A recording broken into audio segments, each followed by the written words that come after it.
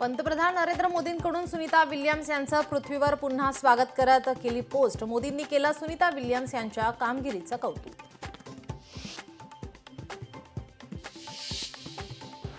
केंद्राकडून महाराष्ट्राला आणखी एक गिफ्ट। राष्ट्रीय फॉरेन्सिक सायन्सला देशात 3 कॅम्पसला मंजुरी। महाराष्ट्रात राष्ट्रीय फॉरेन्सिक सायन्स कॅम्पसची उभारणी होणार।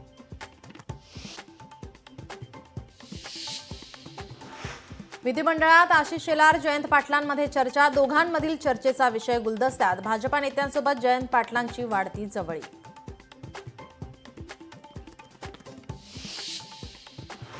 राहुल नार्वेकरांकडून सर्व आमदारांना आज सायंकाळी 7 वाजता स्नेहभोजनाचं निमंत्रण। पहिल्या अर्थसंकल्पीय अधिवेशनानिमित्त निमंत्रण।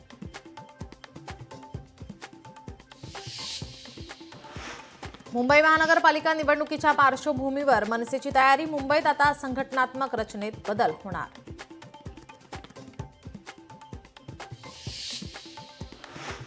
सावित्रीबाई फुले विद्यापीठातील धक्कादायक प्रकार समोर। मुलींच्या वसतिगृहात दारूच्या बाटल्या, सिगारेटच्या पाकिटांचा खच।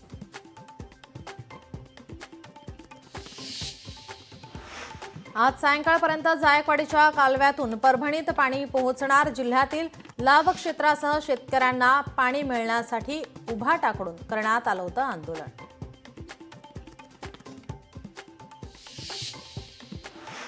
सोमवारी नागपुरात हिंदू परिषदेनंतर मुस्लिम संघटनांचं आंदोलन।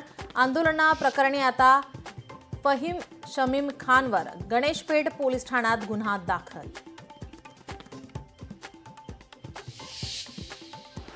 अमरावती जिल्ह्यात शासकीय खरेदी सोयाबीनचे पैसे 3 दिवसात मिळाले नाही तर खरेदी विक्रीचे कार्यालय फोडून टाकू।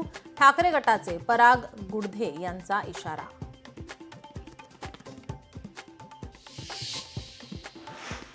सतीश भोसले उर्फ खोक्याच्या कुटुंबियांचं उपोषण। बीड जिल्हाधिकारी कार्यालयासमोर वनविभागाने घरावर केलेल्या कारवाई विरोधात उपोषण।